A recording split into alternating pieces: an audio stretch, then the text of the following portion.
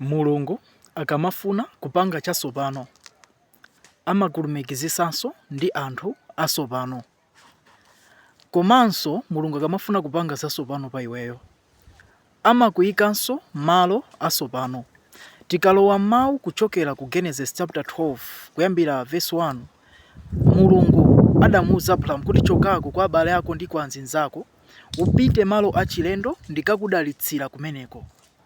Ndipo ndi pemphero langa ndikukupempherera kuti Mulungu akupange connect ndi anthu atsopano amene akasinthe nyengo yako, business yako, zinthu zako. Ndi pemphero langa kuti Mulungu akuyike ku malo atsopano, malo amene akabweretse kusintha pa moyo wako. Mulungu akamafuna kupanga chatsopano amabweretsanso zinthu zatsopano pa moyo wako. So ndi pemphero langa kuti Mulungu achite zatsopano ndi moyo wako mu dzina la Yesu. Amen.